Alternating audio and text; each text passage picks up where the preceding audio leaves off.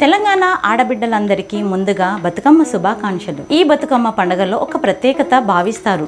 9 రోజుల బతుకమ్మ, 9 రోజుల పండగ, 9 రకాల అలంకరణ, 9 రకాల నైవేద్యాలు, 9 రకాల పూలతో తెలంగాణ ఆడపడుచులు తమ బతుకమ్మలను అందంగా అలంకరిస్తారు. అలాగే 9 రకాల రంగురంగుల గాజులు ధరించి పండుగలలో పాల్గొంటారు. ఒక్కో రోజుకి ఒక్కొక్క ప్రత్యేకత ఉండడమే ఈ పండుగ ఉద్దేశం. తెలంగాణ అంటే బతుకమ్మ, బతుకమ్మ అంటే తెలంగాణ.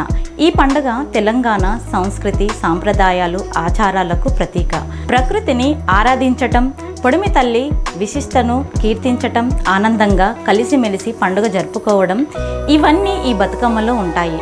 ఈ పండుగ 9 రోజుల పాటు ఘనంగా జరుగుతుంది. ప్రతి సంవత్సరం మహాలయ అమావాస్య రోజున ఎంగిలి పూల బతుకమ్మతో మొదలవుతుంది.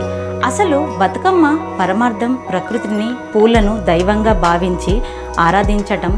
ఈ దేవీ నవరాత్రులు ప్రారంభం కావడానికి ఒక్కో రోజు ముందే అంటే అమావాస్య రోజు బతుకమ్మ వేడుకలను ఆరంభమవుతాయి.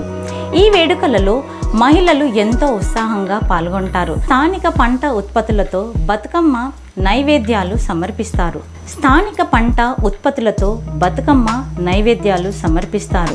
బతుకమ్మ పండుగలో ఆడపడుచులు తమ అత్తారిళ్ల నుంచి పుట్టింటికి వచ్చి స్నేహితులు, బంధువులతో కలిసి ఆడుతూ పాడుతూ ఆనందాన్ని పంచుకుంటారు. తెలంగాణ బతుకమ్మ సంబరాలు ఎంగిలి పూల బతుకమ్మతో ప్రారంభమై రోజు రోజుకి ఒక్కొక్క పేరుతో బతుకమ్మ పేర్చి అమ్మవారిని ఆరాధిస్తారు. ఇలా 8 రోజులు పూలతో బతుకమ్మను పేర్చి నైవేద్యాలు సమర్పించి ఆటపాటలతో జరుపుకుంటారు. తదుపరి 9వ రోజు అంటే చివరి రోజు సద్దుల బతుకమ్మ అంటారు. మొదటి 8 రోజుల కంటే ఈ రోజు బతుకమ్మలు పెద్దవిగా అందంగా పేరుస్తారు.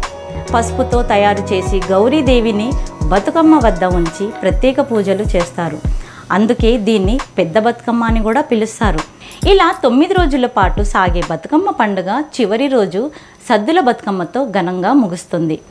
బతుకమ్మ పండుగలో మహిళలు, ముఖ్యంగా ఆడపడుచులు రకరకాల పూలను స్వీకరించి బతుకమ్మను అలంకరించడం ఒక ఆనవాయితీ. అదే సమయంలో చేతులకు రంగురంగు గాజులు ధరించడం, పూజల్లో పాల్గొనడం పండుగతో ఎంతో ప్రత్యేకతను తెస్తుంది. అదే సమయంలో చేతులకు రంగురంగు గాజులు ధరించడం, పూజల్లో పాల్గొనడం పండుగలలో ఎంతో ప్రత్యేకతను తెస్తుంది. ఈ విధంగా బతుకమ్మ పండుగ తెలంగాణ ఆడపడుచులు ఆనందాలకు, ఆరాధనకు, సంస్కృతికి, ఆవిష్కరణకు